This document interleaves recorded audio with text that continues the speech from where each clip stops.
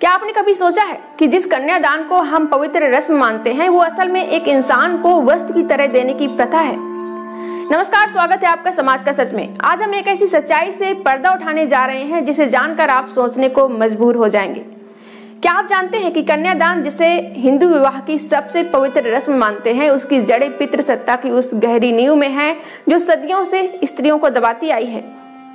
क्या आप जानते हैं कि कुछ धार्मिक ग्रंथों में स्त्री को संपत्ति की तरह देखा गया है? और क्या आपने सुना कि समाज सुधारक पेरियार ने इस प्रथा को क्रूर क्यों कहा था? कन्यादान, ये रस्म सुनने में बहुत भावनात्मक लगती है ना? माता पिता अपनी लाडली बेटी को आंसुओं के साथ नए परिवार में सौंपते हैं। लेकिन रुकिए, क्या कोई इंसान कोई बेटी को दान देना सही है? क्या ये प्रथा वाकई बेटी की आजादी और सम्मान की बात करती है, या ये पितृसत्ता का एक और हथियार है जो स्त्रियों को बांधता है? आज इस वीडियो में हम कन्यादान की उस कड़वी सच्चाई को उजागर करेंगे जिसे सुनकर आप चौंक जाएंगे। हम बात करेंगे कि कैसे ये प्रथा पितृसत्ता को मजबूत करती है, कैसे धार्मिक ग्रंथों ने स्त्रियों को वस्तु की तरह पेश किया, और कैसे हमें अब समय है इस पुरानी सोच को बदलने का। अगर आप तैयार हैं इस सच्चाई को जानने के लिए तो चलिए शुरू करते हैं। सबसे पहले आइए समझते हैं कि कन्यादान है क्या। हिंदू विवाह में कन्यादान एक ऐसी रस्म है जिसमें दुल्हन के माता पिता अपनी बेटी को दूल्हे और उसके परिवार को दान के रूप में सौंपते हैं। इसे एक पवित्र कर्म माना जाता है। मंत्रों के साथ माता पिता अपनी बेटी को नए परिवार में नए जीवन की शुरुआत के लिए विदा करते हैं। सुनने में ये बहुत भावनात्मक और पवित्र लगता है, लेकिन इस शब्द को गौर से देखिए। कन्या और दान, यानी कन्या को दान देना। सवाल यह है साथियों कि क्या एक इंसान एक बेटी को दान देना सही है? क्या ये शब्द अपने आप में ये नहीं कहता कि बेटी इंसान नहीं बल्कि एक संपत्ति है जिसे एक परिवार से दूसरे परिवार को सौंपा जा रहा है? कन्यादान की प्रथा बहुत पुरानी है। वैदिक काल में विवाह को दो आत्माओं का मिलन माना जाता था और उस समय महिलाओं को कुछ हद तक अपनी पसंद की आज़ादी थी। लेकिन जैसे जैसे समय बदला, खासकर मध्यकाल में पितृसत्तात्मक व्यवस्था ने इस प्रथा को और ज्यादा सख्त कर दिया। कन्यादान का मतलब बन गया कन्या को पिता के गोत्र से निकालकर पति के गोत्र में शामिल करना, और यहीं से शुरू हुई वो मानसिकता जो स्त्री को एक वस्तु की तरह देखती है। एग्जाम्पल के लिए मनुस्मृति जैसे धार्मिक ग्रंथों में कहा गया है कि कन्यादान 8 से 12 साल की उम्र में करना चाहिए। सोचिए, 8 साल की बच्ची का दान। ये तो साफ तौर पर बाल विवाह को बढ़ावा देता है। क्या ये प्रथा वाकई स्त्री के सम्मान की बात करती है, या उसे बस एक जिम्मेदारी से दूसरी जिम्मेदारी में धकेल देती है? साथियों, कन्यादान का सबसे बड़ा सच ये है कि ये प्रथा पितृसत्ता की गहरी जड़ों से जुड़ी है। पितृसत्ता यानी वो व्यवस्था जो पुरुषों को समाज का मालिक मानती है और महिलाओं को उनकी संपत्ति, यानी पुरुष को महिलाओं का मालिक बनाती है। कन्यादान की प्रथा इस सोच को और मजबूत करती है। जब एक बेटी का दान किया जाता है तो क्या संदेश जाता है कि वो अपने माता पिता की संपत्ति थी और वो अब पति की संपत्ति होगी। उसकी अपनी कोई पहचान, कोई आज़ादी, कोई इच्छा नहीं है। उसे बस एक परिवार से दूसरे परिवार में ट्रांसफर कर दिया जाता है। क्या आपने कभी सोचा कि इस रस्म में कन्या की मर्जी कहाँ है? क्या उससे पूछा जाता है कि वो इस दान के लिए तैयार है? नहीं, क्योंकि ये प्रथा मानती है कि उसकी मर्जी की कोई अहमियत ही नहीं है। उसका काम है अपने पिता के घर से पति के घर जाना और वहां सेवा करना। सोचिए, एक बेटी जो पढ़ाई करती है, सपने देखती है, क्या उसे सिर्फ इसलिए दान दे दिया जाए क्योंकि वो एक लड़की है? क्या ये सही है कि उसकी पूरी जिंदगी को बस एक रस्म के जरिए किसी और के हवाले कर दिया जाए? पितृसत्ता ने न सिर्फ कन्यादान को बढ़ावा दिया बल्कि ये भी सुनिश्चित किया कि स्त्रियों को हमेशा पुरुषों के अधीन रहना चाहिए।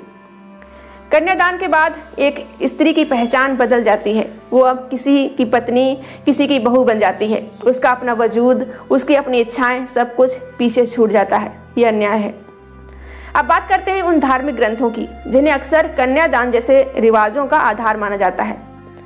मनुस्मृति, रामचरितमानस और अन्य ग्रंथों में ऐसी बातें लिखी हैं जो स्त्रियों को पुरुषों की तुलना में कमतर मानती हैं। जैसे कि मनुस्मृति में कहा गया है कि एक स्त्री को हमेशा अपने पिता, पति या पुत्र के अधीन ही रहना चाहिए, यानी वो कभी अपनी मालिक नहीं हो सकती, उसे कभी स्वतंत्र नहीं रहना चाहिए। कन्यादान को भी इसी तरह पेश किया गया जैसे कि एक स्त्री को सौंपना पुरुषों का अधिकार है। इन ग्रंथों में कई जगह स्त्री को संपत्ति की तरह पेश किया गया है। जैसे कन्यादान को एक पुण्य कार्य बताया जाता है जिसमें पिता अपनी संपत्ति यानी बेटी को दान देता है। लेकिन साथियों, क्या यह सही है? क्या एक इंसान जो अपने आप में पूरी तरह सक्षम है, उसे बस इसलिए वस्तु माना जाए क्योंकि वो एक स्त्री है? ये ग्रंथ हमें सिखाते हैं कि स्त्री की कोई अपनी पहचान नहीं है, वो बस एक दान की वस्तु है जिसे एक पुरुष से दूसरे पुरुष को सौंपा जाता है। क्या ये मानसिकता आज के समय में स्वीकार है? क्या हम अपनी बेटियों, अपनी बहनों और अपनी माँओं को इस तरह गुलाम बनते देखना चाहते हैं? आज के समय में हम जब समानता और स्वतंत्रता की बात करते हैं तो ये पुराने ग्रंथ कई बार हमें पीछे खींचते हैं। स्त्री को वस्तु मानने वाली सोच को हमें पूरी तरह खारिज करना होगा। अब बात करते हैं A.V. रामास्वामी, जिन्हें हम पेरियार के नाम से जानते हैं। पेरियार एक महान समाज सुधारक थे जिन्होंने पितृसत्ता, जातिवाद और रूढ़ियों के खिलाफ जिंदगी भर लड़ाई लड़ी। पेरियार ने कन्यादान की प्रथा को क्रूर कहा था। उनका मानना था ये प्रथा स्त्रियों को गुलाम बनाती है। उन्होंने कहा, कन्यादान में एक स्त्री को वस्तु की तरह सौंपा जाता है जिसे प्यार से पाला गया हो, लेकिन फिर भी वो सिर्फ एक दान है। पेरियार का कहना था, कन्यादान जैसी प्रथाएं पितृसत्तात्मक समाज का हिस्सा है जो स्त्रियों को पुरुषों की संपत्ति मानती हैं। उन्होंने इस प्रथा को खत्म करने की वकालत की और कहा कि विवाह को दो व्यक्तियों का मिलन मानना चाहिए, न कि एक दान की प्रक्रिया। पेरियार ने कन्यादान के खिलाफ न सिर्फ आवाज उठाई बल्कि एक क्रांतिकारी विकल्प भी दिया, आत्मसम्मान विवाह। ये एक ऐसी विवाह प्रणाली थी जिसमें न कोई मंत्र होता था, न पुजारी, न कन्यादान और न दहेज। पेरियार का मानना था विवाह सिर्फ दो व्यक्तियों की सहमति और प्रेम का मिलन होना चाहिए, न कि पितृसत्ता का कोई खेल।